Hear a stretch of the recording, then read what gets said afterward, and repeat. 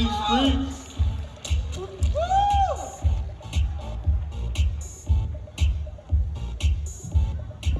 Hello. Hi! Thank you guys so much for coming out.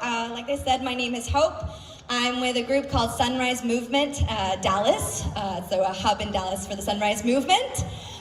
We are a youth-led movement to stop the climate crisis and create millions of jobs in the process by pursuing a Green New Deal.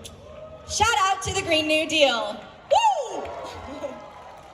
I'm also honored that Sunrise Movement Dallas could be a part of this coalition that is working to uphold our democracy and make sure that every vote is counted, and to get the message across that the people elect the leaders, not politicians, right? Yes.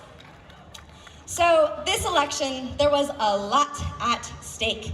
And as far as the climate is concerned, this election could not have been more important.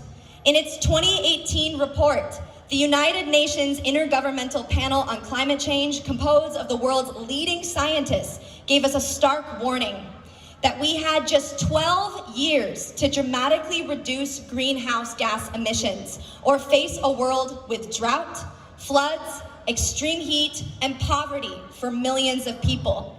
And to do that, we had to completely revolutionize the way we live, from the food we eat, to the cars we drive, to the buildings we make, to the clothes we wear. If we had any chance of succeeding in that kind of societal shift, we knew we had to start taking urgent action now, starting with this election.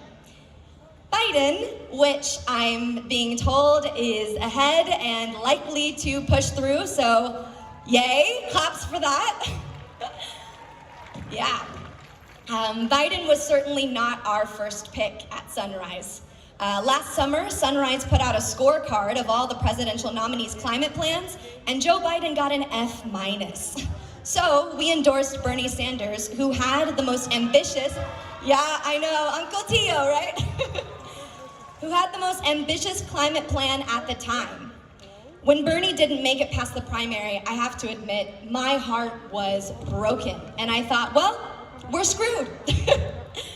But then the impossible happened. We went from Joe Biden literally running away from us when we asked him about his policies, to Joe Biden inviting our movement to sit on his task force and advise him on climate change. Yes, really big. And there we saw huge wins. We saw an updated sense of urgency as he committed to 100% clean energy by 2050, with ambitious emission reductions enacted no later than 2025. We saw him to demonstrate a deeper understanding of the scale of the issue by dedicating $2 trillion within the first 4 years of his presidency, with 40% of those funds specifically directed towards marginalized and frontline communities. We, lost my spot.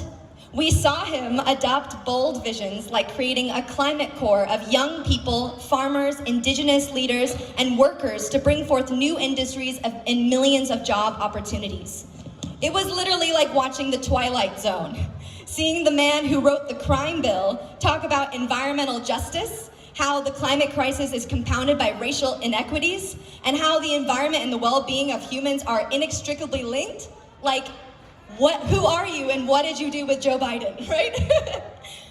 But that shift in his climate policy isn't some miracle or mystery. It is a testament to the power of people-powered movements.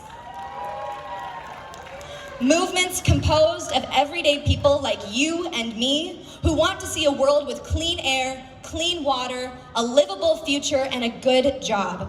A world where everyone, no matter who you are, where you live, or what color of skin you have, can thrive.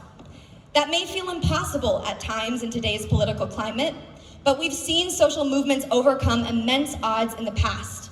FDR and LBJ, presidents who passed some of the most progressive policy this nation has seen, did not intend to be progressives when they took office. But when labor unions organized and striked, they forced FDR to pass the New Deal, averting the Great Depression and paving the way for today's middle class.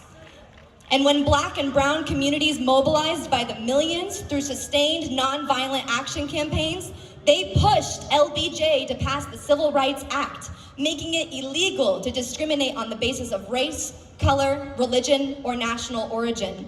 And I believe with an effective movement, we can do the same with Biden now. Woo! So, that brings us to today.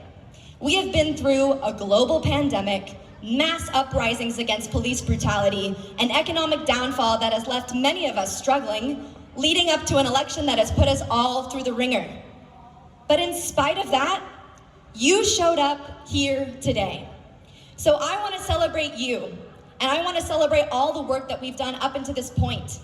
We have worked so hard and have come so far. So give a round of applause to all of you here today. Yes. But we also know we still have a long way to go. The issues we are fighting for will not be achieved with one day of marching or in one election. People-powered movements required sustained action over a long period of time. This is a marathon, not a race. So I want to encourage everyone here to find what we at Sunrise call your organizing home. Join an organization or group where you feel you can create community and channel your energy into a larger, coordinated effort. And I should mention there are quite a few amazing organizations here that you should totally check out because they are wonderful and I've learned so much from them. The stakes have never been higher. The future of our planet and of our people are on the line. But I believe in each and every one of you and your ability to create positive change. Most importantly, I believe in the power of us and what we can do when we come together to make our dreams a reality. So after we see to it that every vote has been counted and every voice has been heard in this election, we will come together and organize. So when Biden takes his first steps into the White House, we will be ready. Thank you. Woo! Shout out to Hope and Sunrise. I saw a cool action, I think it was about a month ago, outside Eric Johnson's house at 8 a.m. Shout out to Sunrise. All right, so